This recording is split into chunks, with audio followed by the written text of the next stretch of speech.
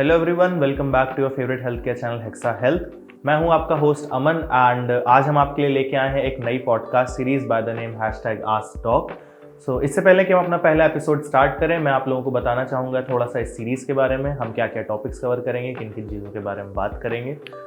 जैसा कि आपको नाम से समझ आ ही गया होगा, आस्क डॉक। तो इस सीरीज़ में हम अलग अलग स्पेशलिटीज़ के डॉक्टर्स को बुलाएंगे, सर्जन्स को बुलाएंगे और उनसे बातें करेंगे। बेसिकली ये एक इनिशिएटिव है टीम हेक्सा हेल्थ की तरफ से हेल्थ केयर को और भी एक्सेसिबल बनाने के लिए, सभी के लिए, through knowledge sharing.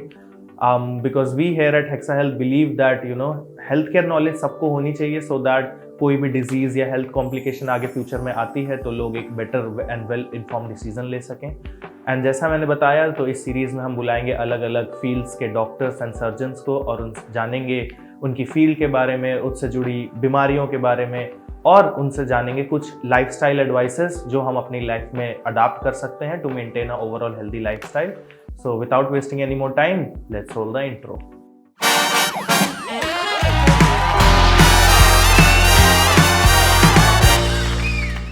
Okay, so आज हमारे साथ हैं doctor Rachna ji. She is an ENT specialist operating in the Delhi NCR reason.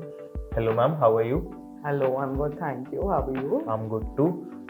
So first of all, सबसे पहले मैम मैं आपकी ना स्पेशलाइजेशन के बारे में थोड़ा जानना चाहूँगा, क्योंकि जनरली लोग people get confuse by the term ENT itself. So throw some light on what specialization it is and what areas they focus on.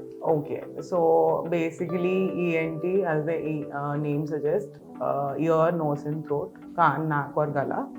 But otolaryngology, which is another term for ENT, we check head and neck area basically. तो आपका कान, नाक, गला, गर्दन. We cover a lot of oncology that is related to head and neck also. So any facial lesions also mostly fall in our specialization. So ma'am, जैसे मेरा मानना है कि ये तीनों बॉडी पार्ट्स कहीं ना कहीं एक दूसरे से कनेक्टेड होते हैं। लाइक इन माय एक्सपीरियंस, जैसे कभी मेरा अगर जुकाम होता है या कान में दर्द होता है, गला अपने आप खराब हो जाता है, या गला खराब होता है तो कान में भी दर्द हो जाता है। सो इज इट ट्रू और am I just being delusional? No, so everything in a human body is interconnected. Ear, nose, throat especially are interconnected. Most of the times when you experience symptoms in the ear, the root cause can be your nose. नाक के वजह से कान में दर्द हो सकता है, कभी कभी दांत की वजह से भी हो सकता है. So it is a very small specific area, but the symptoms can be variable and the conditions are many. जैसे नाक से एक पाइप कान के अंदर जाता है, वही गले को भी कनेक्ट करता है. So there is no way to treat one without treating the other. Okay, so now we'll cover each body part which is your specialization, ear, nose and throat. So हम एक एक करके तीनों को कवर करेंगे, तीनों से रिलेटेड कुछ जनरल क्वेरीज के बारे में बात करेंगे. सबसे पहले हम ईयर से स्टार्ट करते हैं. सबसे कॉमन क्वेश्चन होता है ईयर वैक्स से रिलेटेड. जनरली बहुत से लोग उसको एक वेस्ट प्रोडक्ट मानते हैं, बट मैंने कहीं पे पढ़ा था कि it protects your year. So is it true? और Ear wax is a very natural process. See, हमारा बॉडी सेल शेड करती है, रीग्रो करती है. It is a very normal phenomenon that happens. Ear wax is accumulated by collecting dust, collecting various microorganisms, sometimes insects that try to get into your passage. ये सब collect होके सेरुमेन, which is ear wax, बनता है. So can't is like a pit and it is very efficient in cleaning itself. तो अपने आप को साफ करता है. तो ear wax अगर कान को ज़्यादा पड़ जाता है तो वो अपने आप बाहर निकाल देता है. So self. I'm not able to understand. कैसे मतलब we don't need to clean it via earbud, it just clean itself? No, earbuds are never to be used. कभी यूज़ नहीं करने चाहिए. कान अपने आप को साफ करता है. जब आप ईयरबड कान के अंदर इंट्रोड्यूस करते हैं तो कान एक हॉलो कैविटी है जिसके एंड पे आपका पर्दा रहता है. तो आप जब बड यूज़ करते हो तो वो वैक्स को आप अंदर पुश करते हो टुवर्ड्स योर ईयर ड्रम. तो उससे आपका कान का पर्दा डैमेज हो सकता है या आपका सुनाई कम हो सकता है. So it will cause a blockage also ear wax is very protective. जैसे आप जितना क्लीन करते जाएंगे वो एरिया उतना इन्फ्लेम होता जाएगा, ईयर वैक्स प्रोडक्शन कम हो जाएगा और आप अपने आप को बैक्टीरियल इन्फेक्शन और फंगल इन्फेक्शंस को सकम होंगे बिकॉज ऑफ एक नेचुरल पीएच जो वैक्स क्रिएट करता है, जो नेचुरल बैरियर वो क्रिएट करता है अगेंस्ट फॉरेन ऑब्जेक्ट्स और इंसेक्ट्स और anything, you are trying to take it away, so don't do that. But कभी कभी जैसे कान में खुजली होती है लोगों के, at that time they tend to use earbuds. So if earbuds are not suggested then what should a person do if he is getting tingleness? So the best way to clear itch your ear is not to itch it. If you absolutely have to, then you can do this or you can do this. Don't introduce anything into your ear passage. And in about 10-15% of general population, लोगों का कान अपने आप को जब साफ नहीं कर पाता है तो उन लोगों को हर 1 साल में 2 साल में एक ENT के पास जाके उसको क्लीन करवाना पड़ता है. Any measures that people use to clean their ears is only going to cause more trouble.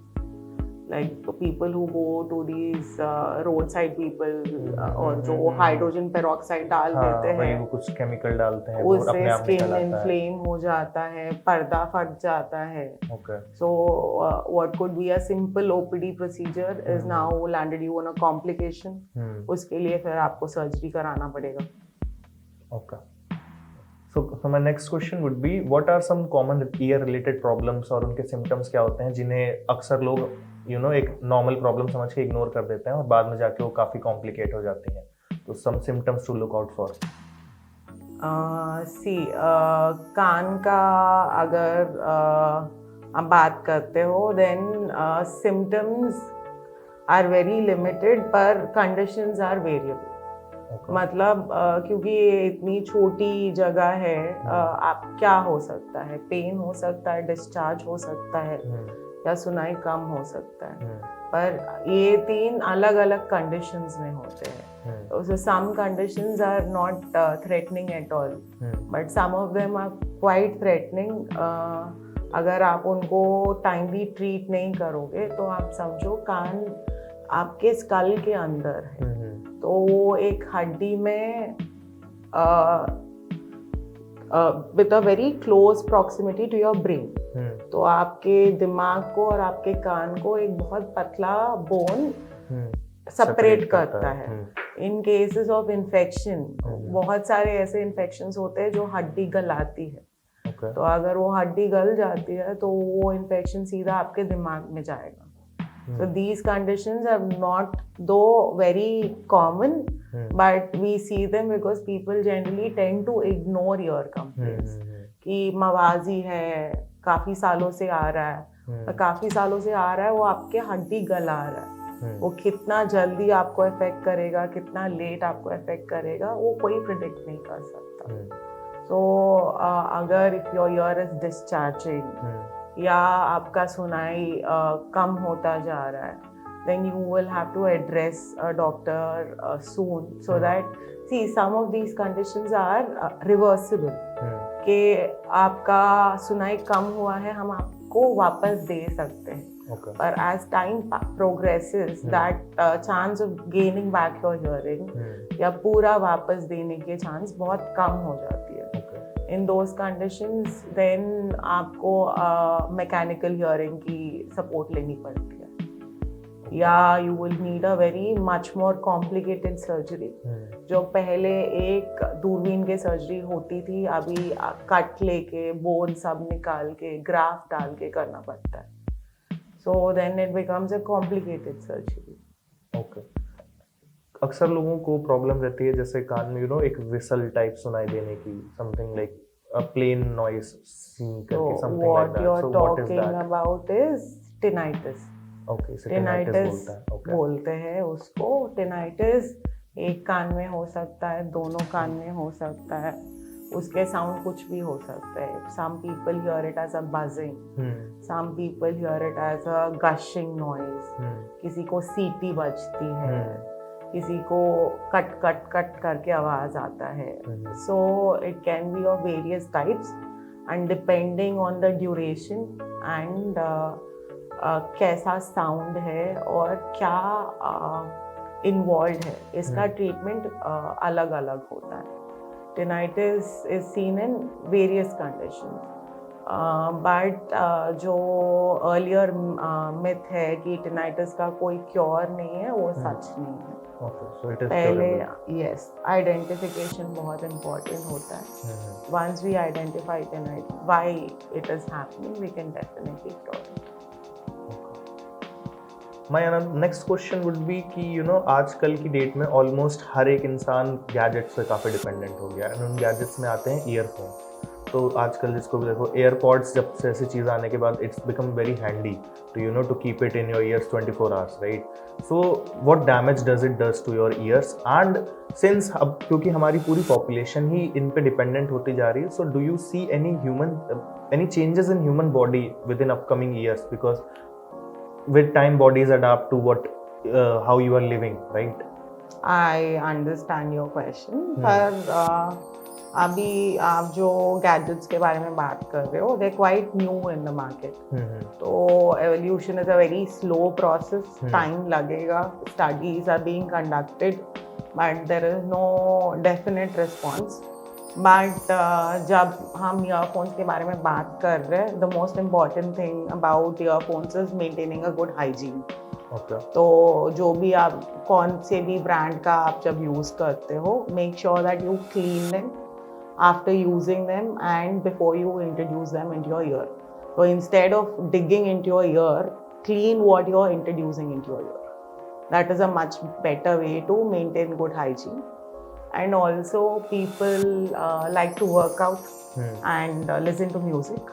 तो जब ये कर रहे हो तो when you do a very high intensity workout, understand कि कान एक end organ है, तो उसका blood supply वैसे भी बहुत limited होता है. हम जो urban livers है तो we have already very high exposure to loud noises.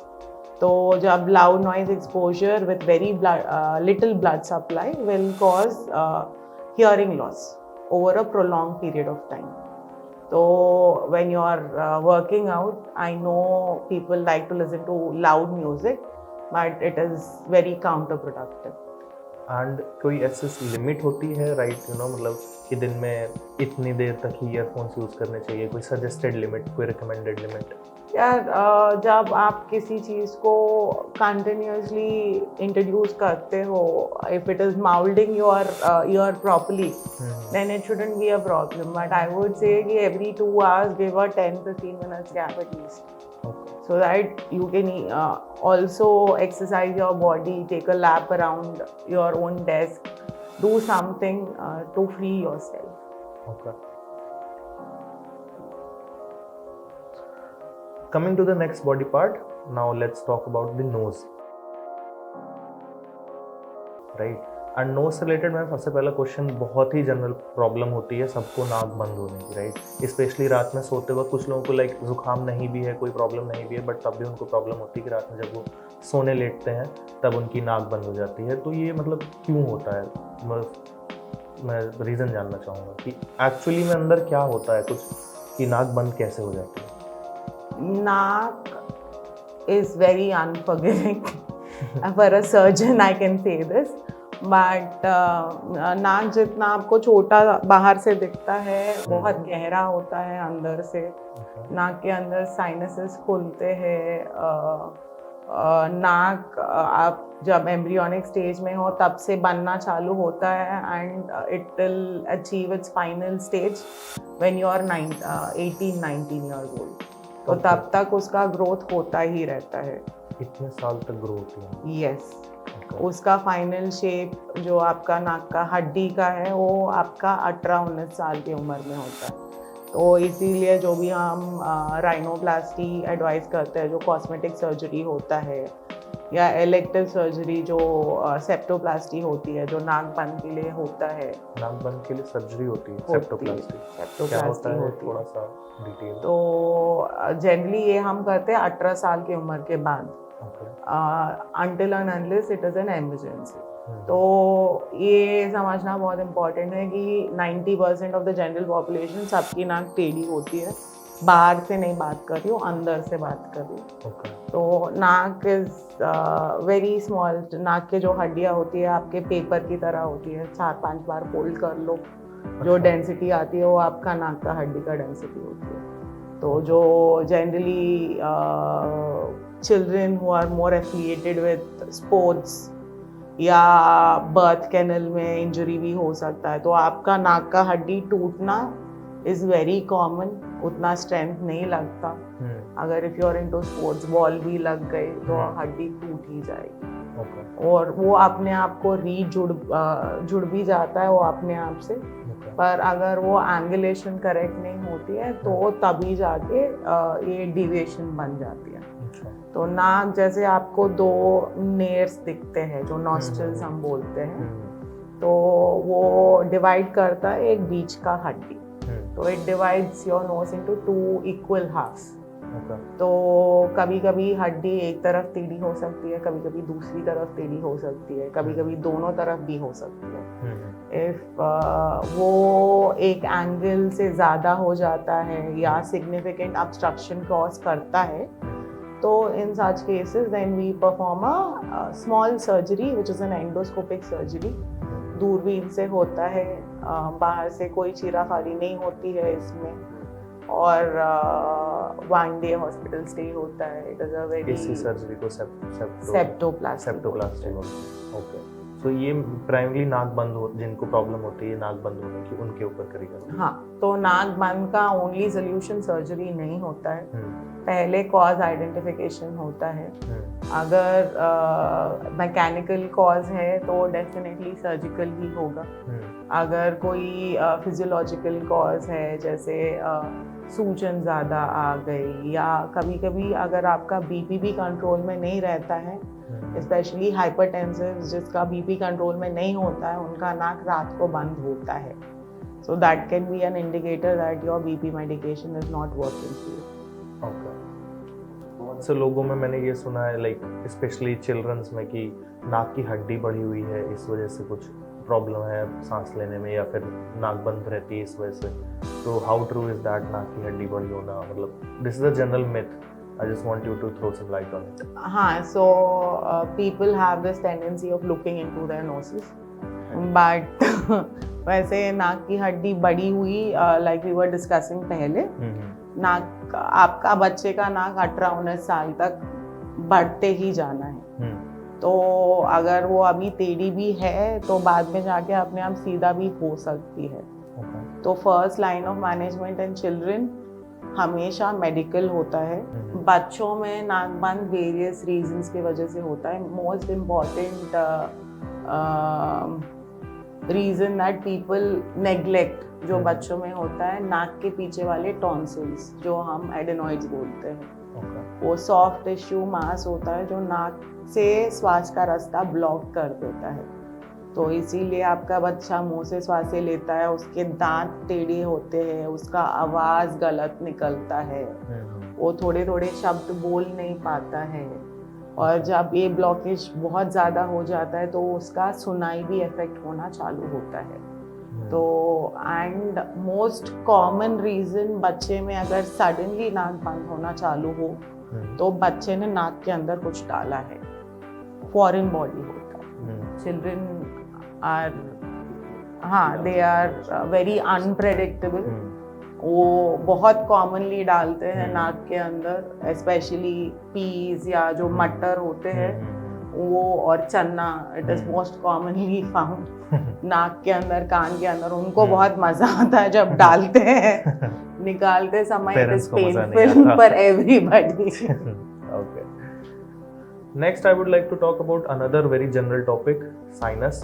मतलब हमने पहले थोड़ा सा इस पर कवर करा है, but I would like you to tell in more detail, because ये बहुत कॉमन प्रॉब्लम है, अक्सर लोगों को रहती है. आपने सुना होगा साइनस है. बट आप जानते हो, बट हर कोई नहीं जानता जनरली कि एग्जैक्टली साइनस होता क्या है. So please tell us a little bit about it. Sinus हमारे नाक के ही पार्ट होते हैं. वो होता है, नाक से खुलता है होता है हमारे फेस के अंदर, हमारे दिमाग के आसपास। तो वो हॉलो बोन्स रहते हैं जिसके अंदर नाक के द्वारा हवा जाती है।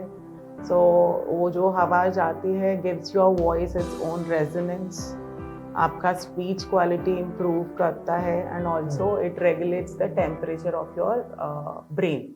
ओके। तो it has a lot of functions.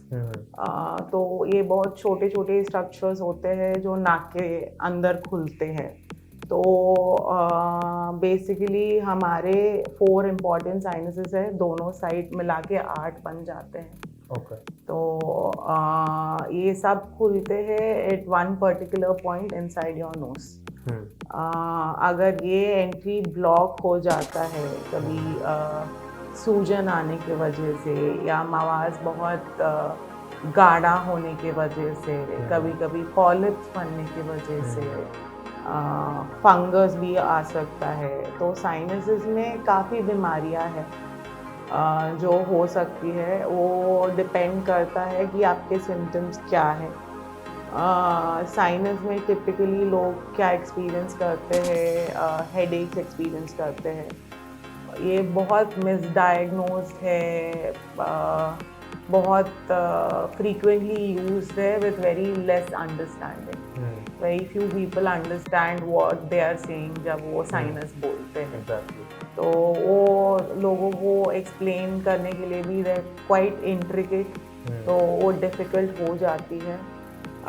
Treatment हमेशा सर्जिकल नहीं होता है, सिंपलर सोल्यूशन हमेशा मेडिकल मैनेजमेंट है।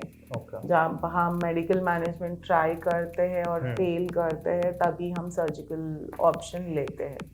तो not everybody who has sinusitis should undergo surgery. Medication से भी होता है, लाइफस्टाइल चेंजेस डेफिनेटली। तो मैं अपने बहुत पेशेंट्स को बोलती हूँ कि try yoga, pranayama, breathing exercises. If you are frequently prone to cold and cough, allergy आपको है, तो nothing is going to help you like yoga does. तो बहुत हमारे ट्रीटमेंट प्रिंसिपल है इन साइनसाइटिस जो योगा के जल नीति को मैच करता है या प्राणायाम को मैच करता है। तो if you can bring in that lifestyle change, then I tell my patients that you can prevent yourself from going under the knife. जबकि साइनस में कोई चाकू नहीं इस्तेमाल करते। It is a robotic surgery. दूरबीन का होता है, बहुत सिंपल सर्जरी होता है, जब ज़रूरत है तभी कराना है। बिकॉज साइनस का complication can and up in blindness, can give you brain abscess also. So it is not something that you take lightly. Right. अगर बहुत लंबे समय से है, especially if you are hypertensive or diabetic and suffering from sinusitis, regular CT scans have to be done. और दूसरा misconception ये है कि हमने एक्सरे कराया, इसमें साइनस दिख रहा है। एक्सरे में हम साइनस नहीं पढ़ पाते हैं क्योंकि वो बहुत छोटे स्ट्रक्चर्स होते हैं। We do a CT scan, 90% of the time non contrast वाला होता है। पर कभी कभी जब हम फंगल डिसीजेस एक्सपेक्ट करते हैं, जैसे पीछे कोविड में हुआ था ब्लैक फंगस, वैसे केसेस में हम कॉन्ट्रास्ट इस्तेमाल कर सकते हैं या MRI करते हैं। इट डिपेंड्स अगेन कि आपके ENT क्या सस्पेक्ट करता है, आपके सिम्टम्स क्या है और फिजिकल एग्जामिनेशन में हमें क्या दिखता है। ENT का भी ऑनलाइन कंसल्टेशन नहीं होती है बिकॉज ये ऑरिफाइसेस होते हैं, तो आपके डॉक्टर को देख के ही समझ में आएगा। Thank you for the great insights. Now let's move forward to our next body part, throat की बात कर लेते हैं। थ्रोट से रिलेटेड एक मेरा थोड़ा सा अलग ही क्वेश्चन है, इट्स इंटरेस्टिंग। मैंने ना बचपन में सुना था कि लता मंगेशकर आप जानते होगे, राइट? तो उनका गला अमेरिका के किसी डॉक्टर्स ने खरीद लिया था कि उनके मरने के बाद they will do research on it so that to analyse कि उनकी आवाज़ इतनी मीठी कैसे है। तो I always had a doubt, have a query कि मतलब जो सिंगिंग का टैलेंट होता है, is it just pure talent या फिर सच में आपके गले की जो अंदरूनी बनावट होती है, डिजाइनिंग होती है, जैसे भी है, does it depends on that too? It's all practice. It's all practice. They are muscles, you exercise them, then they function for you.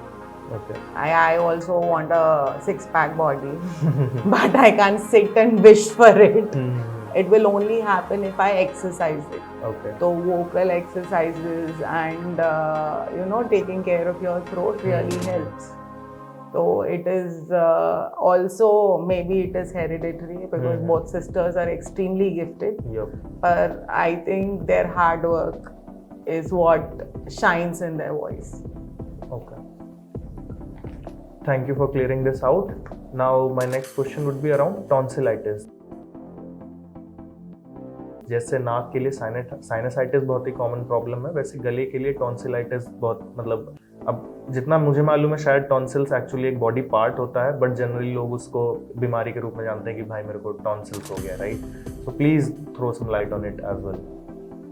Okay, tonsils lymphoid tissue होता है, वो एक आपका नेचुरल बैरियर की तरह एक्ट करता है. टॉन्सिल का use after the age of 4 to 8 months ख़त्म हो जाता है, क्योंकि like we were discussing 4 to 8 months after birth. हाँ, अच्छा. उसका जो रोल होता है, लाइक वी वर टॉकिंग, बच्चे कुछ भी डाल लेते हैं, तो जब टॉन्सिल होता है वो अंदर जाने से बचाता है. अच्छा. तो after you reach a certain age अगर आपके टॉन्सिल इन्फेक्ट होना चालू होते हैं, टॉन्सिल्स एक नॉर्मल स्ट्रक्चर है, अगर उसमें इन्फेक्शन बार बार होता है तो उनको हम निकालने के लिए बोलते हैं. तो infection of the tonsil is called tonsillitis. Okay. Normal glands हर किसी में रहते हैं, उनके साइज वेरिएबल होते हैं, सबके सेम नहीं होता है. वो ऑल्सो डिपेंड करता है कि आपका टॉन्सिल कितने बार इन्फेक्ट हुआ है, और जब इन्फेक्ट होते हैं तो आप उसको कैसे ट्रीट करते हो. तो हर बार जब एक ग्लैंड या बॉडी पार्ट को चोट लगती है, इन दिस केस इन्फेक्शन होती है, तो उसमें सूजन आती है. तो जब हम दवाई लेते हैं, एंटीबायोटिक्स लेते हैं, तो वो इन्फेक्शन कम होता है और साइज कम हो जाता है ना. तो जब वो साइज कम होता है, it doesn't 100% go back to its normal stage. वो कभी नहीं होता, तो वो एक साइज बढ़ के ही रह जाता है. तो जब जैसे जैसे बार बार इन्फेक्ट करते जाएंगे, then the size keeps increasing. अभी बहुत बड़े टॉन्सिल है तो डेफिनेटली निकलवाना चाहिए, क्योंकि आप कुछ भी खाएंगे तो उनके बीच में से जाता है, और जब भी वो छिलता है आप इन्फेक्शन के लिए सकम होंगे. एंड ये इन्फेक्शन होता कैसे है टॉन्सिलाइटिस में जनरली? What causes it?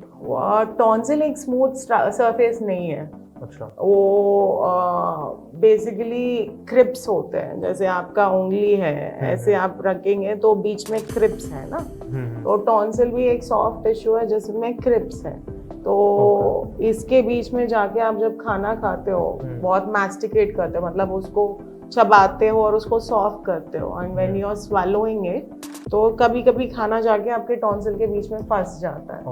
वो फंसा हुआ खाना बाद में जाके इन्फेक्ट होता है, बैक्टीरिया ग्रो होता है. कभी कभी जब आप कुछ शार्प खाते हो, फ्राइड फूड या लाइक बोन या फिश बोन, कुछ भी, वो जब आपके टॉन्सिल को छिल के जाता है तो वहाँ पे इन्फेक्शन आ सकता है. Your oral cavity is very dirty. Okay. Also, doctor, many people experience snoring or sleep apnea. I don't know whether I'm pronouncing it right. Okay. So, is it also related to something related to your throat, or is it a brain issue, more of a brain issue? Snoring primarily. Okay. Snoring is a very dynamic subject. ठीक है. There are various reasons क्यों snoring होता है. It is not cute at all. कभी कभी होता है तो ठीक है, but if your significant other और your child is snoring regularly, then there is something wrong. Snoring क्यों होता है? It is a noise that you hear. Generally noise क्यों प्रोड्यूस होता है? जब कोई स्नोरिंग का साउंड क्यों आता है? तो आपके ब्रीथिंग पैसेज में जो आपके टिप ऑफ द नोज से आपके छाती के अंदर मतलब आपके फेफड़े तक जाते हैं, कहीं पे भी ऑब्स्ट्रक्शन जब होता है तभी साउंड जनरेट होता है, वो साउंड इज स्नोरिंग। तो ये क्या होता है, सॉफ्ट टिश्यू अपने आप के ऊपर कोलैप्स होना चालू होता है और एयर एंटर करने की कोशिश करती है। जब एयर एंटर करती है तो इसको एक्सपैंड होना पड़ता है, तो ये अपने आप में अंदर ही अंदर गिरना चालू होता है। अच्छा।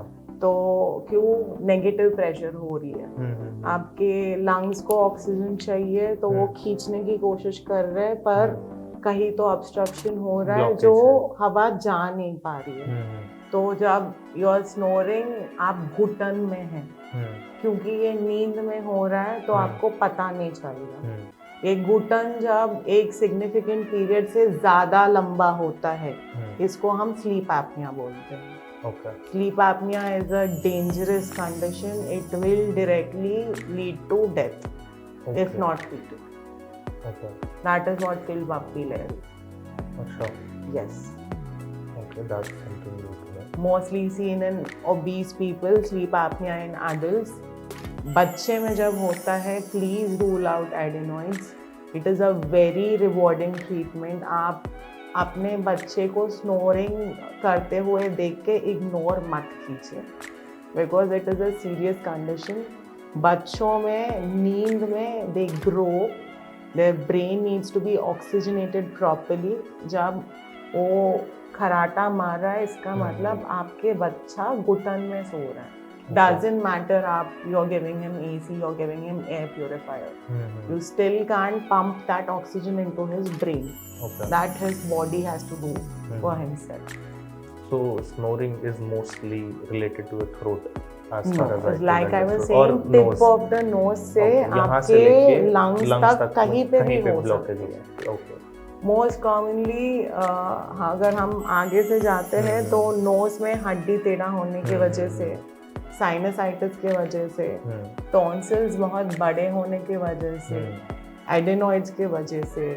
What is फैट एडेनॉइड्स नाक के पीछे वाले टॉन्सिल्स होते हैं, जो कॉमनली बच्चों में हम देखते हैं, पर एडल्ट्स में भी हो सकता है अनट्रीटेड अगर हो तो। कभी कभी मोस्ट कॉमनली अगर आप बहुत सडनली वेट पुट ऑन करते हो तो आपके चीक्स सडनली बड़े हो जाते हैं, तो वो जो आप बाहर की तरफ देख रहे हो वैसे अंदर भी फैट एक्यूमुलेशन होती है। तो आपका जो एयरवे इतना साइज का रहना चाहिए, वो slowly it starts becoming smaller. तो आपका जो इतना हवा जा रहा था अभी कम होके रिक्वायरमेंट तो उतनी है, और जबकि यू पुट ऑन वेट तो रिक्वायरमेंट बड़ी भी है, बट वो रीच नहीं हो पा रहा। So that has to be addressed. If you put on a lot of weight, first lose weight. Sleep apnea में हम lifestyle modifications हमेशा बोलते हैं, इसमें भी yoga will help you, and also regular exercise. Walking is best recommended. Try to put off that tummy weight from your tummy and also your under chin and neck area. That is very important. My last question would be, how does smoking भी एक बहुत common related problem है, बहुत से लोग smoke करते हैं, so how does smoking affect your overall health of ear, nose and throat? Smoking direct impact, even though you don't see it very quickly, but indirectly it does harm, though it has been directly linked to oral cancers. है ना, oral cancer जबकि हमारे देश में बहुत ज़्यादा है, क्योंकि not only smoking people do a lot of oral tobacco also. Smoking in patients who are already having deviated septum, जैसे मैं बोली हूँ 90% लोगों का हड्डी टेढ़ी होती है। स्मोक करोगे, अराउंड एरिया इरिटेट होगा, सूजन बढ़ेगा, नाक बंद होगी। अगर if you quit smoking then that irritant will stop going into your nose. Also, we are living in a very damaged world already, which we breathe in very impure air, especially our country. So what is the need to add another impurity? Hearing को भी अगर nicotine जो hearing loss होता है उसको और जल्दी progress करती है. Okay. Thank you so much, doctor, for your insights. In the end, if you can share some insights for our, viewers, की some lifestyle habit tips या फिर overall health tips to maintain a healthy ear, nose, and throat, that would be great. Okay, to keep a good oral cavity, oral hygiene, हमेशा try to maintain good hygiene. Brush your teeth twice in a day.